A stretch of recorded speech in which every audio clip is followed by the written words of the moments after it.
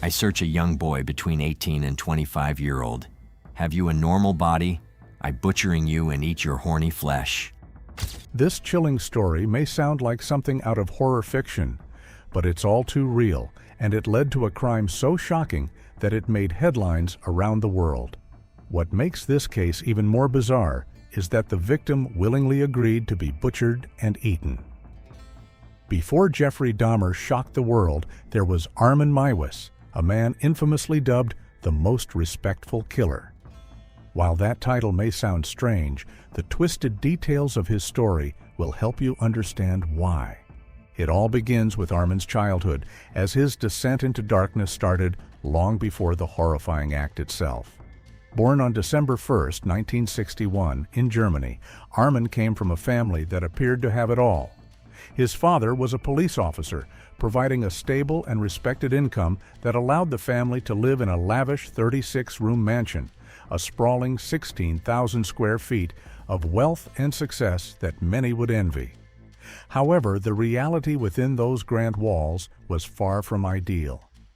Armin's parents had a significant age gap. His mother was 40 when she married his father, who was only 21 at the time. This disparity set the stage for a troubled relationship. Armin later described his mother as controlling, manipulative, and deeply possessive. She was frequently jealous and often accused her husband of infidelity. Armin believed his mother had intentionally gotten pregnant with him, not out of a natural desire for a child, but as a strategy to keep his father from leaving her. According to Armin, she didn't want a baby, she wanted to keep her husband. As Armin grew up, he felt the emotional toll of living in a home filled with tension. His mother's controlling behavior created a toxic environment, leading to constant fights between his parents. These arguments often escalated to the point where Armin's mother would threaten to harm herself or him if things didn't go her way. This instability left Armin navigating an emotionally suffocating atmosphere. Being the youngest of 3 children, Armin watched as his older siblings, overwhelmed by the chaos, left home when he was just 5 or 6 years old. Their departure left him feeling isolated and abandoned, not just by them, but also by his father, who would soon leave as well. When Armin was just 7, his father packed up and left without warning, never to return. This abandonment was devastating for Armin, who had already lost his siblings and now found himself without a father. The emotional weight of these departures created a deep sense of loneliness that would haunt him for the rest of his life. In the midst of this turmoil, Armin's relationship with his mother remained distant and unloving. She showed no affection or care for him, often being cruel and demanding. By the time he was 6 or 7, Armin was responsible for maintaining the household while his mother barely contributed. She yelled at him regularly, creating an environment where he felt invisible and unloved. There was no warmth or tenderness in his home, only an overwhelming sense of neglect. To cope with his emotional turmoil, Armin turned to books. He found solace in reading, particularly in the classic novel Robinson Crusoe. One passage in the book, which referenced cannibalism, captured his attention and left a lasting impact. By the age of 10, Armin became obsessed with the idea of eating another person. This morbid fascination marked the beginning of his dark desires, evolving from mere curiosity into an obsession that would define his life. However, this fascination wouldn't manifest for many years. At 19, Armin left home to join the West German Army, hoping to build a future as a professional soldier. He spent 12 years in the armed forces, a time when he felt a sense of normalcy that helped keep his darker thoughts at bay. During his time in the Army, he formed friendships with women, but none of these relationships went beyond the surface. Armin began to question his own sexuality, often asking friends, "Do you think I'm gay?" His friends would respond, "That's something you need to figure out for yourself." One friend later mentioned that everyone seemed to know Armin might be gay, but he was the last to realize it, or perhaps he just didn't understand it at the time. Armin's confusion led him to drink heavily, resulting in 2 car accidents caused by driving while intoxicated. After these incidents, he was discharged from the Army. At 32, he moved back home to care for his ailing mother, who was now struggling with illness and unable to take care of herself. Although she had never been independent, Armin's return meant he would be responsible for looking after her in the large mansion that had once been filled with tension and coldness. During this time, Armin decided to change careers, becoming a computer engineer and finding success working for a bank. However, the 1990s introduced him to something that would change everything: the World Wide Web. Back then, the internet was new, and websites were often crude and unregulated. This lack of supervision would soon play a crucial role in Armin's growing obsession. As Armin began exploring the internet, he stumbled upon a community of people who shared his dark interest: cannibalism. This online forum, known as Cannibal Cafe, allowed individuals with cannibalistic fantasies to meet and discuss their desires freely. For Armin, finding this community was both shocking and relieving. Finally, he wasn't alone. There were others who shared his twisted thoughts, and for the first time, he felt understood. The internet blurred the line between fantasy and reality. Eager to explore his desires further, Armin created his own website to openly discuss cannibalism. He even began making fake images to fuel the fantasies of himself and others in the community. If you're thinking about searching it up, just a heads up: the website isn't available anymore. However, if you use the Wayback Machine, a tool that allows you to browse old websites, you can still catch glimpses of what it once was. Although most of the site is gone, you won't find any of Armin's posts from that era. After things took a dark turn, his contributions were scrubbed. Essentially, it was a forum where users openly posted about their darkest fantasies. Posts like, "I want to eat your flesh," or "I can't wait to kill this person and devour them," were disturbingly common. In this unsettling corner of the web, Armin found a way to connect with others who shared his grotesque fantasies. Instead of merely talking about it, he decided to take matters into his own hands, quite literally. He visited butcher shops, bought real meat, and manipulated it to resemble human body parts. With a mix of sickening creativity and an eerie desire to be seen as a real cannibal, he photographed his creations and posted them online, painting a horrifying picture of murder and consumption. Many were fooled. They believed his gruesome posts and began to idolize him. In a space where fantasies ran wild, Armin seemed all too real. His online persona gained traction as he manipulated the forum, slowly building a reputation among users as the man who was actually living out his darkest urges. But on September 2nd, 1999, Armin's life took a new turn. He came home from work, entered his mother's bedroom, and discovered her lifeless body. Most people would be filled with grief or sadness, but not Armin. Instead, he felt an overwhelming sense of relief. For years, his mother had controlled his life, manipulating him with her possessive and abusive behavior. Without her judgment and control, he felt free to indulge in his depraved fantasies. No longer confined by her presence, Armin transformed one of the rooms in the house into his cannibal room, a private space where he could live out his twisted dreams, untouched by societal norms or restrictions. What followed was a descent into madness as Armin sought out others willing to fulfill his darkest desires. The post you saw at the beginning was just the start. Surprisingly, Armin received numerous responses from people expressing interest, but most backed out at the last moment. However, one man stood out and was determined to follow through.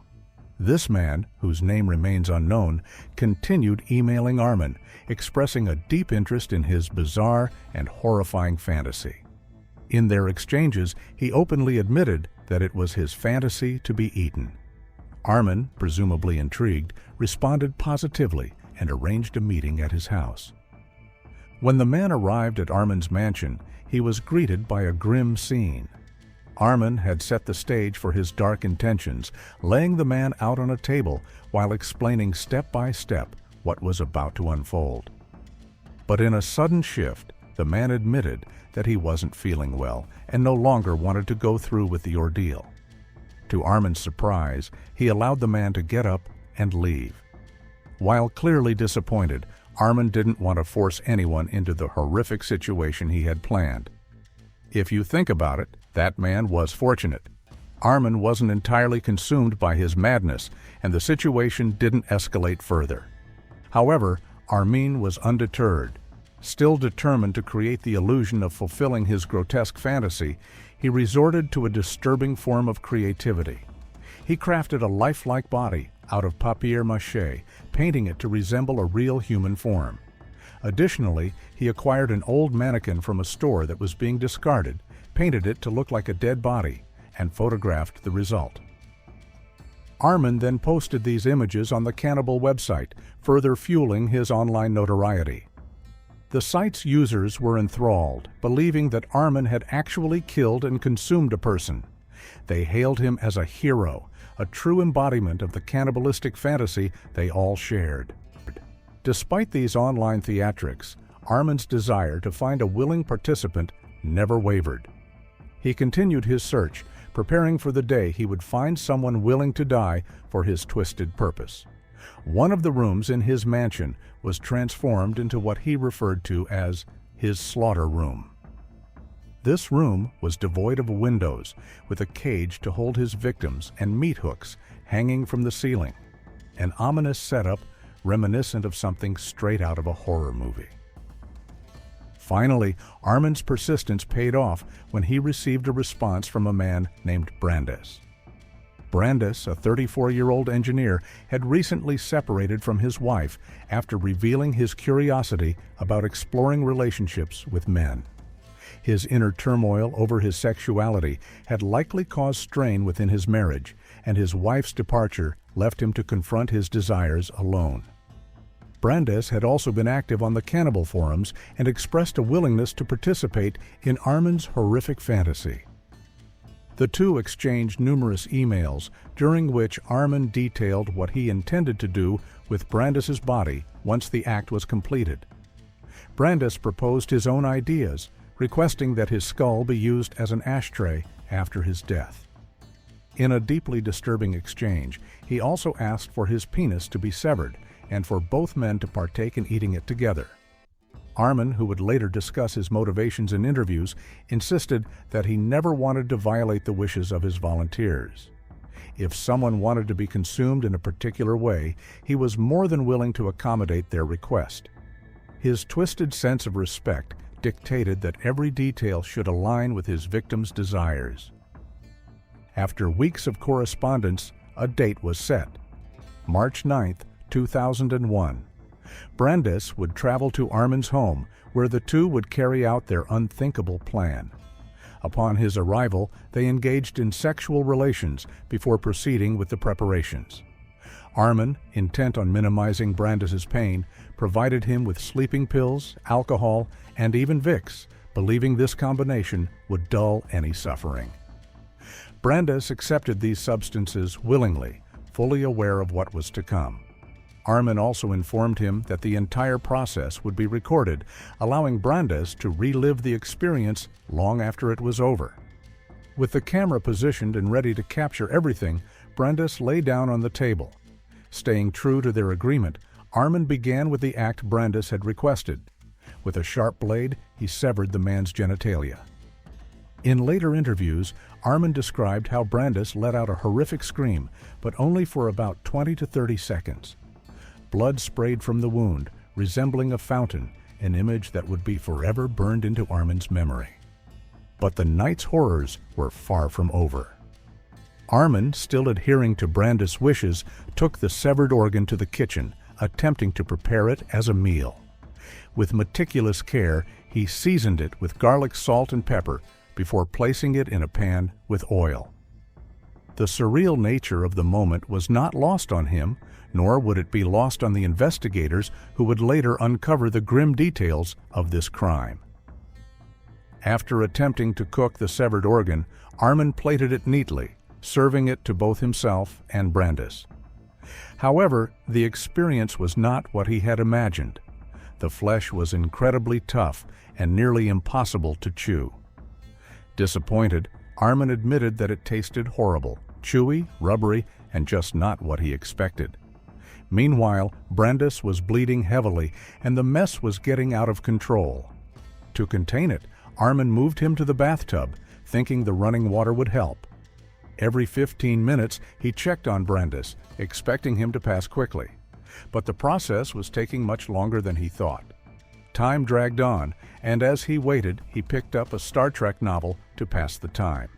Even as he read, Brandes was still alive, slowly fading away. After nearly 3 hours, Armin decided to speed things up. He walked into the bathroom, looked at Brandes, and simply said, "Sorry, but you're taking too long." He kissed him and then slit his throat. With Brandes dead, Armin got to work. He dragged the body out of the tub, chopped it into pieces, and carefully stored different parts in his freezer. The skull, however, was given a separate resting place. It was buried in his garden. The rest of the remains were wrapped and preserved for later meals. In an interview, Armin described how he carefully set the table, lighting candles and using his finest dinnerware. He prepared a piece of meat from Brandes's back, frying it with potatoes and Brussels sprouts. He noted that it tasted like pork, harsh and substantial. For the next 6 to 8 months, Armin lived off Brandes's remains, storing the pieces in his freezer under stacks of pizza boxes. He ate the meat in various ways, sometimes frying it, sometimes using it as a pizza topping, even having it for breakfast. But eating wasn't enough. He needed validation. He returned to the Cannibal forums and uploaded photos of Brandes's remains, showcasing his achievement to the dark corners of the internet. His posts sparked excitement among others on the site, and they showered him with admiration. By late November or early December, Armin found himself running low on his supply of human meat, which he had been consuming for several months. Wanting a fresh victim, he returned to the Cannibal websites, posting advertisements for a new volunteer. However, his online activity caught the attention of an Austrian student who stumbled upon Armin's posts and the disturbing images he had shared. Realizing that this wasn't just a fantasy, the student tipped off the police, saying, "I think this guy actually killed someone." On the morning of December 10, 2002, police arrived at Armin's mansion. As they searched the house, they initially found nothing unusual. However, when they opened the freezer, hidden beneath stacks of pizza boxes, they discovered 50 pounds of meat. Armin calmly told them it was wild pig. But upon closer inspection, officers noticed something shocking. The flesh still had human skin attached. Confronted with the truth, Armin didn't try to hide anything. He confessed immediately, admitting everything he had done, even handing over his computer, the photos, and the VHS tape documenting the crime. The police arrested him on the spot, and as the case unfolded, the details horrified the public. On January 30, 2004, Armin was convicted of manslaughter and sentenced to only 8.5 years in prison. This sparked outrage, as many believed the punishment was far too lenient. However, his defense was unusual but strong. Brandes had willingly participated, as proven by the emails and the fact that he had traveled to Armin's home voluntarily. This case exposed a shocking legal loophole in Germany. Cannibalism was not technically illegal. With public pressure mounting, prosecutors pushed for a retrial, arguing that Brandes was not in a stable state of mind to consent to his own death. On May 10, 2006, Armin was convicted of murder and sentenced to life in prison. Since then, he has undergone a surprising transformation. While serving his sentence, he became a vegetarian, rejecting meat altogether. He has also given multiple interviews, easily found online, where he speaks calmly and articulately about his crimes. Watching him, you wouldn't suspect he was a murderer. But if there's one thing true crime has taught us, it's that killers often look completely normal. Armin has acknowledged that what he did was wrong, but the damage was already done. His case remains one of the most disturbing in modern history. So what do you think? Did he deserve life in prison? Let me know your thoughts in the comments. If you have another story you'd like me to cover next, drop it below. If you enjoy the way we create these videos and want to help bring more cases like this to light, hit that like button and subscribe for more deep dives. Thank you for watching.